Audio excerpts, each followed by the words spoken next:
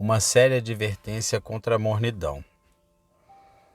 E o anjo da igreja de Laodiceia escreve: Estas coisas diz o Amém, a testemunha fiel e verdadeira, o princípio da criação de Deus. Conheço as tuas obras, que não és frio nem quente.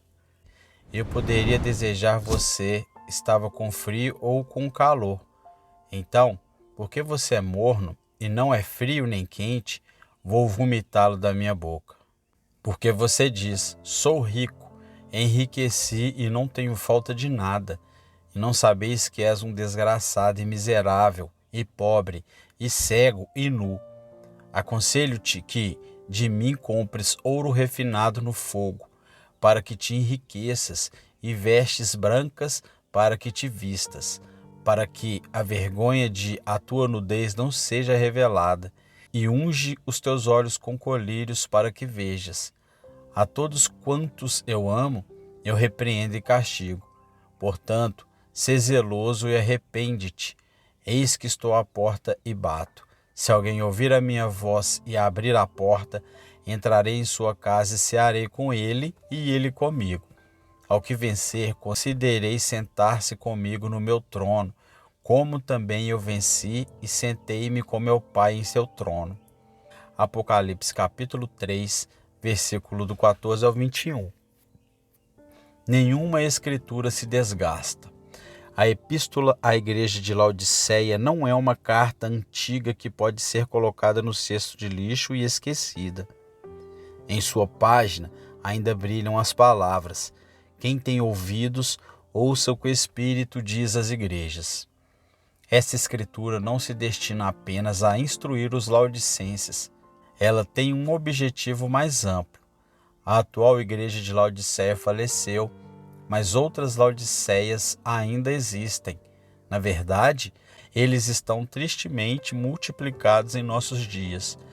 E sempre foi a tendência da natureza humana, por mais inflamada que fosse com o amor de Deus, gradualmente esfriar até a mornidão. A carta aos Laodicenses é, acima de todas as outras, a epístola para os tempos atuais. Eu julgaria que a igreja de Laodiceia já esteve em condições muito fervorosas e saudáveis. Paulo escreveu-lhe uma carta que não reivindicava inspiração e, portanto, a sua perda não torna as escrituras incompletas, pois Paulo pode ter escrito dezenas de outras cartas além disso. Paulo também menciona a igreja de Laodiceia em sua carta à igreja de Colossos. Ele estava, portanto, bem familiarizado com isso. E como não pronuncia uma palavra de censura a respeito, podemos inferir que a igreja estava, naquela época, em bom estado. Com o passar do tempo, degenerou e, ao esfriar de seu antigo ardor, tornou-se descuidado, negligente e indiferente. Talvez seus melhores homens estivessem mortos. Talvez a sua riqueza o tenha seduzido ao mundanismo. Possivelmente, sua liberdade de perseguição gerou tranquilidade carnal, ou a negligência da oração o fez retroceder gradualmente. Mas, em qualquer caso, diminuiu até não ficar nem frio nem quente. Para que nunca cheguemos a tal estado, e para que não cheguemos a esse estado agora, oro para que meu discurso chegue com poder aos corações de todos os presentes, mas especialmente às consciências dos membros de minha igreja. Queira Deus que possa contribuir para o despertar de todos nós. Meu primeiro ponto será o estado em que as igrejas estão muito provadas a cair. Uma igreja pode cair numa condição muito diferente daquela pela qual tem reputação.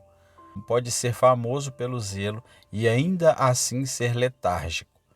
O discurso do nosso Senhor começa: eu conheço suas obras, tanto quanto para dizer: ninguém mais te conhece. Os homens pensam melhor de você do que você merece. Você não se conhece. Você acha que as suas obras são excelentes, mas eu sei que eles são muito diferentes. Jesus vê com os olhos penetrantes todas as obras de sua igreja. O público só pode ler relatórios, mas Jesus vê por si mesmo. Ele sabe o que é feito, como é feito e por que é feito. Ele julga uma igreja não apenas pelas suas atividades externas, mas pelas suas piedades internas. Ele sonda o coração e prova as rédeas dos filhos dos homens. Ele não se deixa enganar pelo brilho. Ele testa todas as coisas e valoriza apenas o ouro que resiste ao fogo. A nossa opinião sobre nós mesmos e a opinião de Cristo sobre nós pode ser muito diferentes, e é uma coisa muito triste quando assim é. Será realmente melancólico se nos destacarmos como uma igreja notável pela seriedade e energia, onde parece haver mais força aplicada à falta de verdadeiro amor a Jesus, onde aparentemente há a maior devoção a Ele. São tristes sinais de terrível degeneração. As igrejas são muito propensas a colocar os melhores produtos nas vitrines, muito aptas a fazer uma bela exibição na carne e, como os homens do mundo, eles tentam fazer uma bela figura em uma propriedade muito esbelta. Grandes reputações muitas vezes têm apenas alicerces tênues e os amantes da verdade de Deus lamentam que assim seja.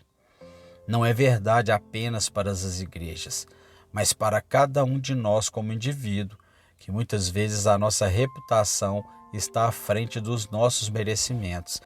Os homens muitas vezes vivem com base em seu crédito anterior e negociam com base em seu caráter passado, tendo ainda um nome para viver, embora estejam de fato mortos. Ser caluniado é uma aflição terrível, mas é, no geral, um mal menor do que ser considerado melhor do que somos. Num caso, temos uma promessa de nos confortar. No segundo, corremos o risco de sermos presunçosos. Falo como a homens sábios. Você julga até que ponto isso pode se aplicar a nós. A condição descrita em nosso texto é, em segundo lugar, de triste indiferença e descuido. Eles não eram frios, mas não eram quentes. Não eram infiéis, mas não eram crentes sinceros. Não se opuseram ao Evangelho, nem o defenderam.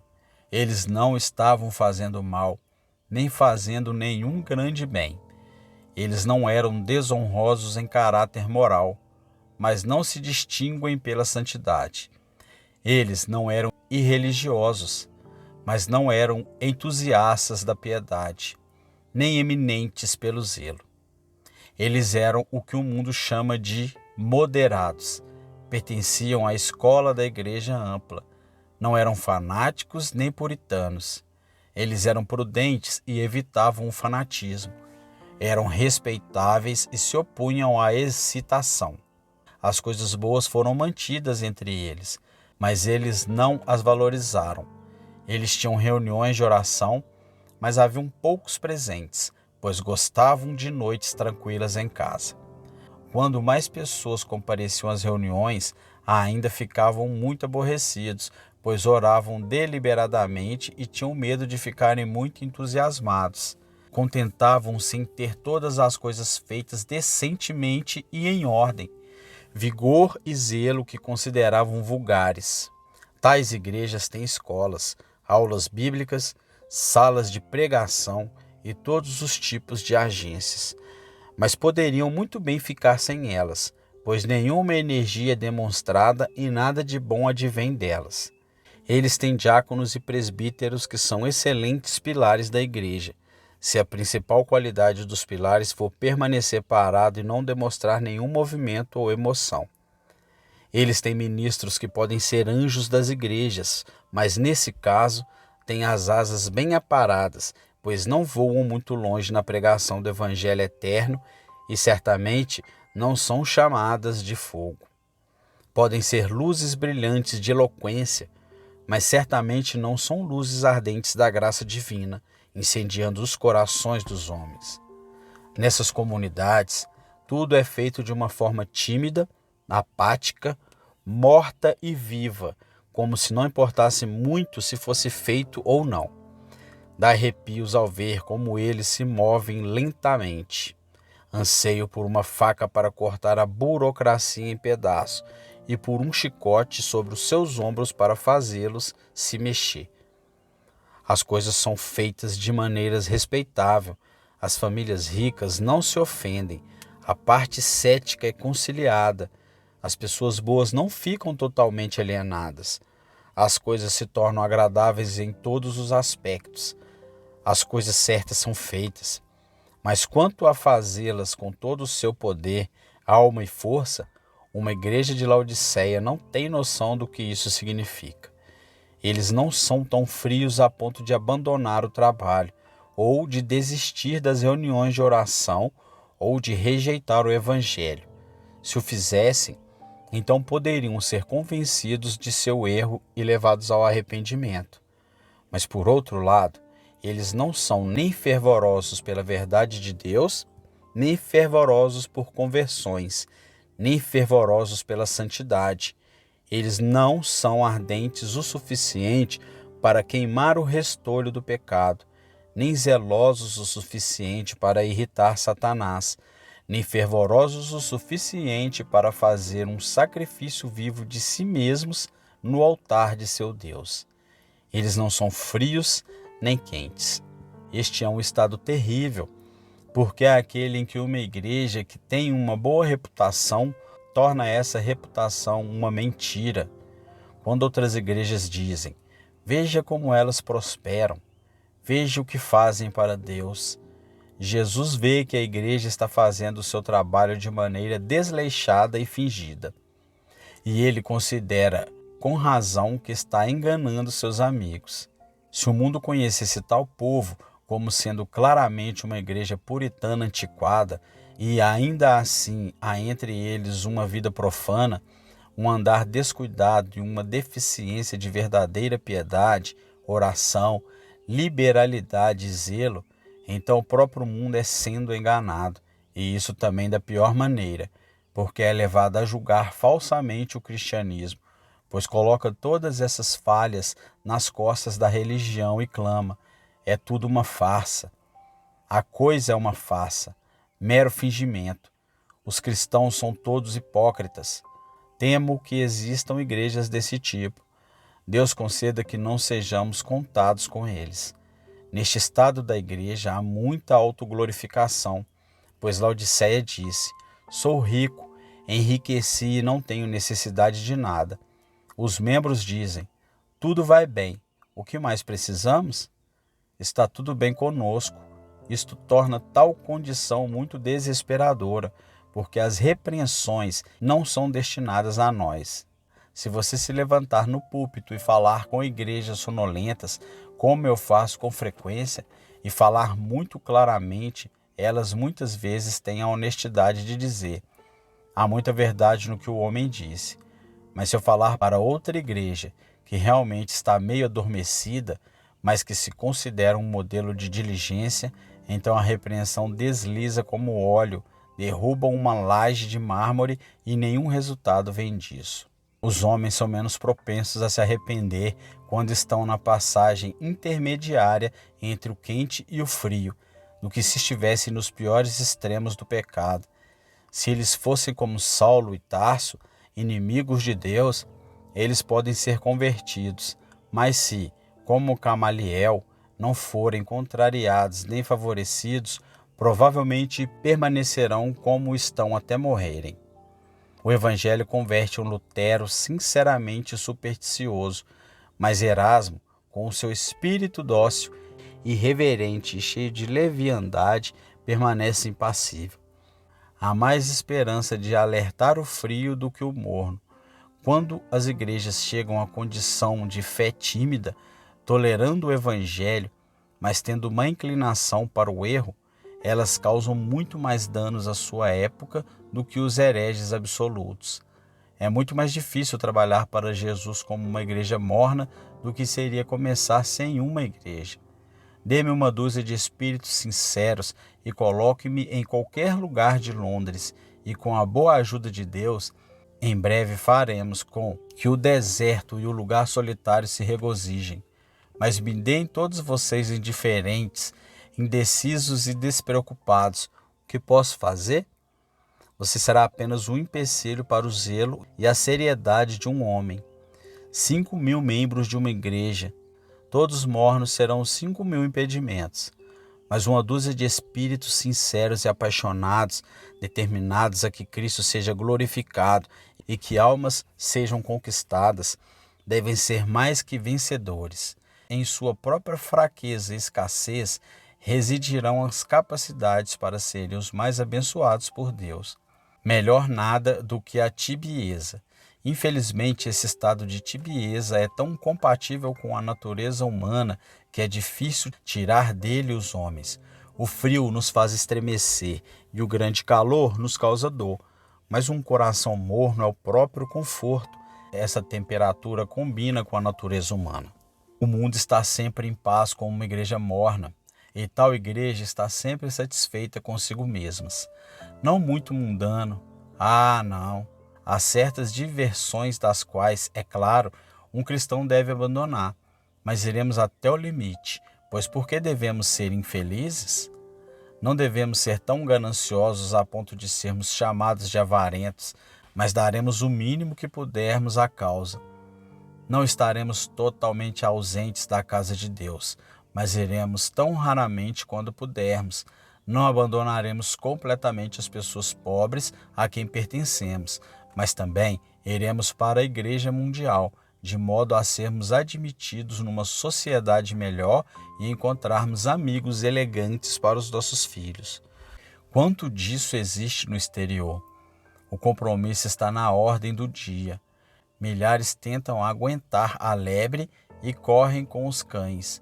Eles são para Deus e Mamon, Cristo e Belial, verdade e erro, e assim não são nem quentes nem frios. Eu falo um pouco forte? Não tão fortemente quanto meu mestre, pois ele diz: eu vou vomitar vocês da minha boca. Ele fica enjoado com tal conduta. Isso o adoece e ele não suportará isso.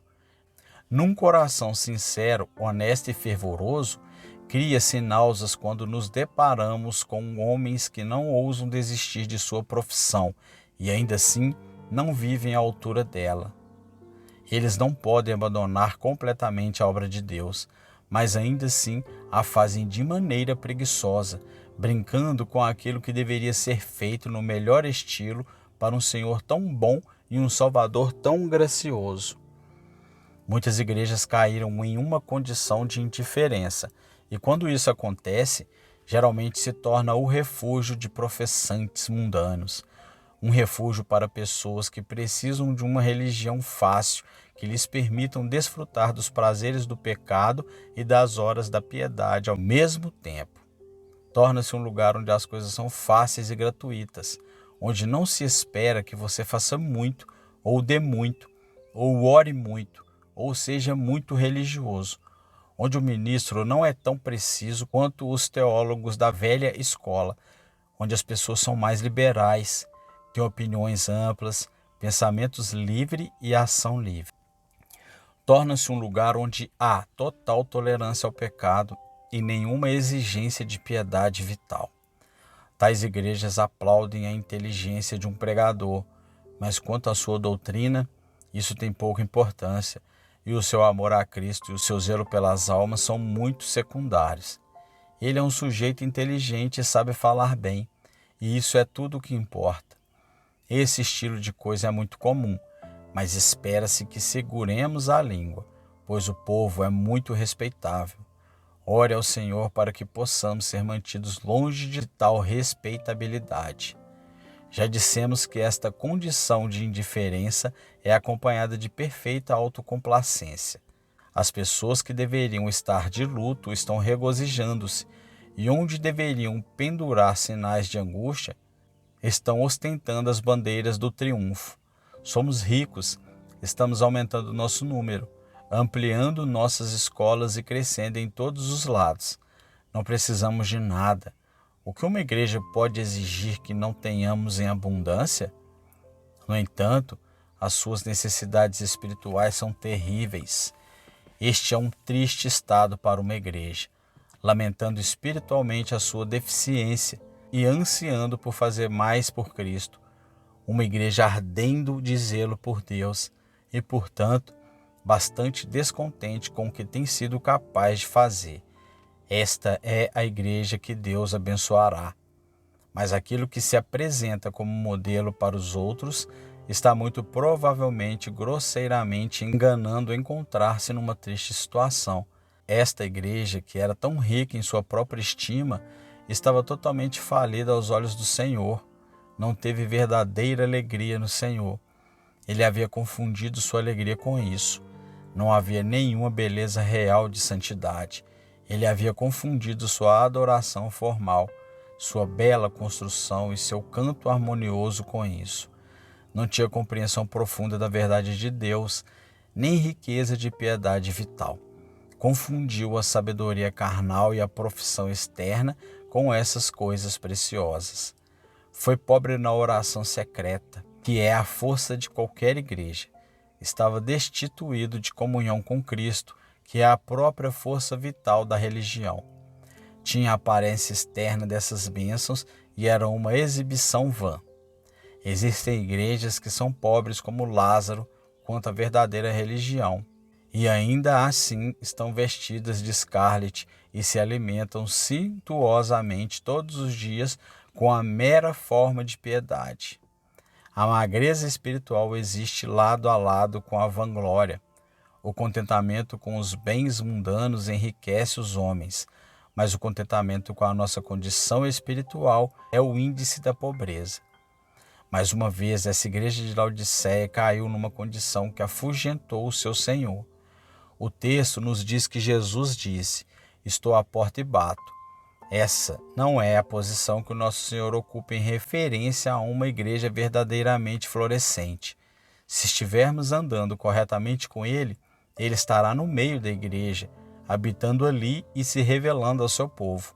Sua presença faz com que nosso culto seja cheio de espiritualidade e vida. Ele encontra seus servos à mesa e ali lhes oferece um banquete com o seu corpo e seu sangue. É Ele quem coloca poder e energia em todas as atividades da nossa igreja e faz com que a palavra ressoe em nosso meio. Os verdadeiros santos habitam em Jesus e Ele neles. Ó, irmãos e irmãs, quando o Senhor está numa igreja, é uma igreja feliz, uma igreja santa, uma igreja poderosa e uma igreja triunfante. Mas podemos entristecê-lo até que ele diga: "Irei e retornarei ao meu lugar até que reconheçam sua ofensa e busquem a minha face." Ó, você que conheceu meu Senhor e tem poder com Ele, rogo-lhe que não se afaste de nós. Ele pode ver muito sobre nós como um povo que entristece o seu espírito, muito sobre qualquer um de nós para provocá-lo à ira. Seguro, peço-lhe e não deixe ir. Ou se ele se foi, traga-o novamente para a casa de sua mãe, para o quarto daquela que o deu à luz, onde, com santa violência, iremos detê-lo e diga: "Fica conosco, pois tu és vida e alegria, e tudo em tudo para nós como igreja.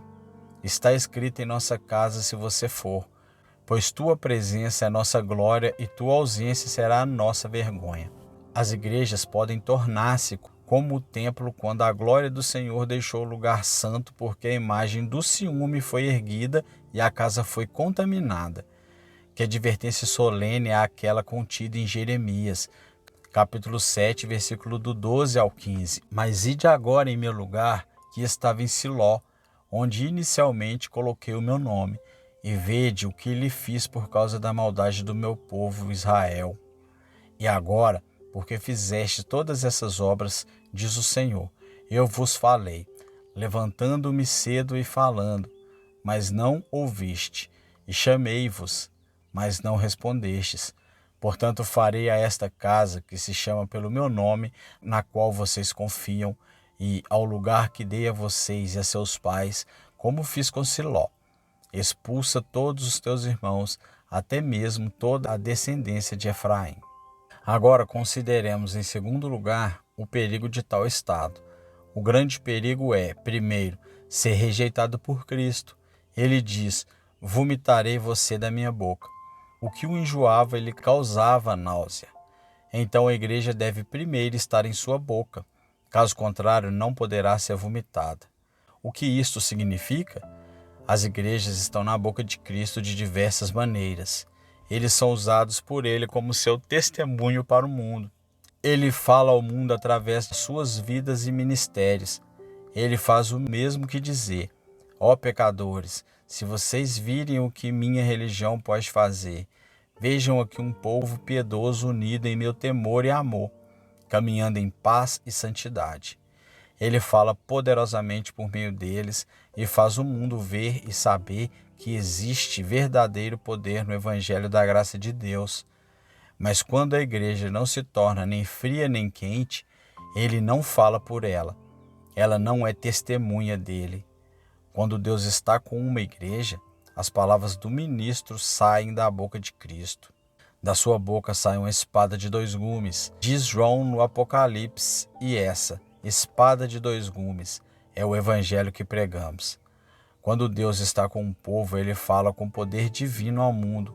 Mas se ficarmos mornos, Cristo diz: seus professores de nada aproveitarão, porque eu não os enviei, nem estou com eles. A sua palavra será como água derramada no chão, ou como o assobio do vento. Isto é uma coisa terrível, muito melhor para mim morrer do que ser. Então ele também deixa de implorar por tal igreja. A intercessão especial de Cristo não é para todos os homens, pois ele diz do seu povo: rogo por eles, não rogo pelo mundo, mas por aqueles que me deste. Não creio que Cristo alguma vez tenha orado pela igreja de Roma, pelo que ele oraria, senão pela sua derrubada total? Outras igrejas estão se aproximando do mesmo destino. Eles não são claros em sua verdade, nem honestos em obediência à sua palavra. Eles seguem seus próprios planos, são mornos. Mas há igrejas pelas quais ele está implorando, pois ele disse: por amor de Sião não me calarei, e por amor de Jerusalém não descansarei, até que a sua justiça saia como um resplendor, e a sua salvação como uma lâmpada. Isso queima. Poderosos são seus apelos para aqueles que ele realmente ama, e inúmeras são as bênçãos que vêm em consequência. Será um dia mau quando ele expulsar uma igreja daquela boca intercessora e deixar sem representação diante da verdade de Deus, porque ela não é dele. Você não treme com tal perspectiva? Você não pedirá que graça retorne ao seu primeiro amor?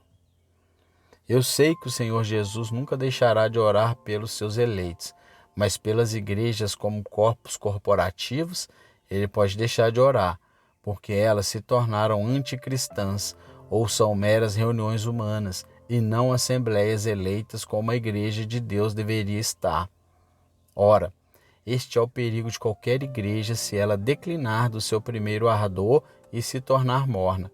Lembre-se, portanto, de onde você caiu, e arrependa-se e pratique as suas primeiras obras, caso contrário, irei a você rapidamente e tirarei do seu lugar o seu castiçal, se você não se arrepender. Qual é o outro perigo? Isto primeiro abrange tudo, mas outro mal é sugerido. Tal igreja será deixada à sua condição caída para se tornar miserável, isto é, miseráveis, infelizes, divididos sem a presença de Deus. E assim será sem prazer nos caminhos de Deus, será sem vida, sem espírito, triste, desolado, cheio de cismas, desprovido da graça divina, e não sei o que mais que pode ser chamado de miserável. Então a próxima palavra é miserável, que poderia ser melhor traduzida como lamentável. Igrejas que antes eram uma glória se tornarão uma vergonha. Enquanto os homens disseram: o Senhor fez grandes coisas por eles, agora dirão: veja quão baixo eles caíram, mas que contraste agora. Apenas substituirá a felicitação e o desprezo seguirá a admiração. Então será pobre em membros, pobre em esforço, pobre em oração, pobre em dons e graças, pobre em tudo. Talvez restarão alguns ricos para manter a aparência de prosperidade, mas todos serão vazios, vãos, vazios sem Cristo, sem vida. A filosofia encherá o púlpito de palha. A igreja será uma massa de mundanismo. A congregação uma assembleia de vaidade. A seguir, eles ficarão cegos. Eles não se verão como são. Eles não terão olhos voltados para a vizinhança para fazer o bem, nem olhos para a vinda de Cristo, nem olhos para a sua glória. Eles dirão: nós vemos, e ainda sua vergonha será vista por todos. Nós vemos, e ainda assim ficarão cegos como morcegos. No final, eles ficarão nus, a sua vergonha será vista por todos. Eles serão um provérbio na boca de todos. Chamar isso de igreja? Diz um: isso é uma igreja de Jesus Cristo? Chora por um segundo.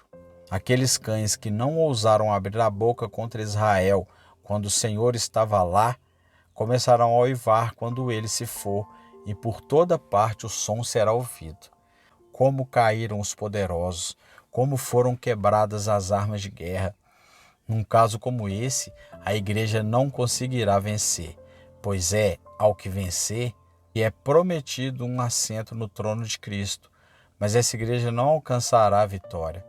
A respeito disto estará escrito: assim como dos filhos de Efraim, que estando armados e portando arcos, viraram as costas no dia da batalha. Vocês correram bem, diz Paulo aos Gálatas. O que os impediu de não obedecer à verdade? Tal igreja teve uma grande oportunidade, mas não estava à altura da ocasião. Seus membros nasceram para uma grande obra, mas por serem infiéis, Deus os deixou de lado e usou outros meios. Ele levantou no meio deles um testemunho conjunto para o Evangelho, e a luz de Deus foi lançada através do oceano e alegrou as nações, mas as promessas não eram dignas disso, ou fiéis a isso, e, portanto, ele pegou o castiçal fora do seu lugar e os deixou nas trevas. Que Deus evite que tal mal venha sobre nós. Mas tal é o perigo para todas as igrejas se elas degenerarem em indiferença apática.